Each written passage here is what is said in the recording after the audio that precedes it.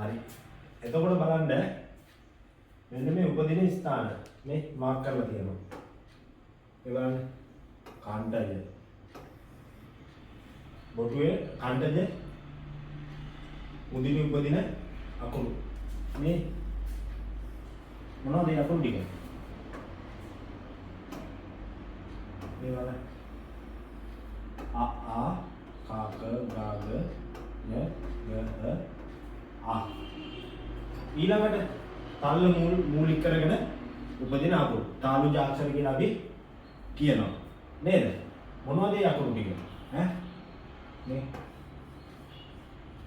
දිවේ මැද කොටස තල්ල වෙත සමීප වීම නිසා උපදින අකුරු ඒවා අපි තාලුජ කියලා හඳුන්වනවා මොනවද මේ ඊ චා ච ජා ජ ය ෂ ඊළඟට මූර්ධ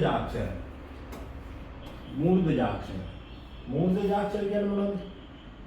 දිවේ අග කොටස මුදුන වෙත සමීප වීම නිසා උපදින ශබ්ද මූර්ධ ජාක්ෂර කියලා අපි හඳුන්වනවා.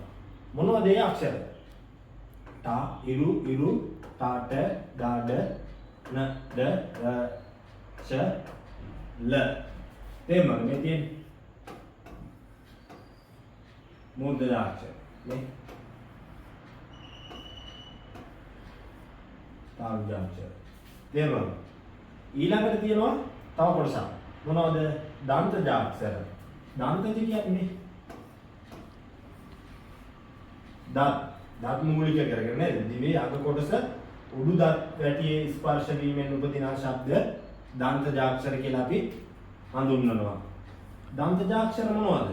මේ තාත දාද න ද ල ස මේ අකුරු ටික අපි දන්ත ජාක්ෂර විදිහට හඳුන්වනවා. ඒ වගේම තව කොටසක් තියෙනවා මොකද්ද? ඔෂ්ඨ ජාක්ෂර.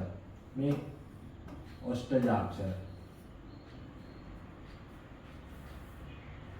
යටිතොල හා උඩුතොල ආධාරයෙන් උපදින ශබ්ද ඔෂ්ඨ ජාක්ෂර කියලා. ඒ කියන්නේ තොල් වලින් උපදින තොල් මූලික කරගෙන උපදින අකුරු ඔෂ්ඨ ජාක්ෂර කියලා හඳුන්වනවා. මොනවද?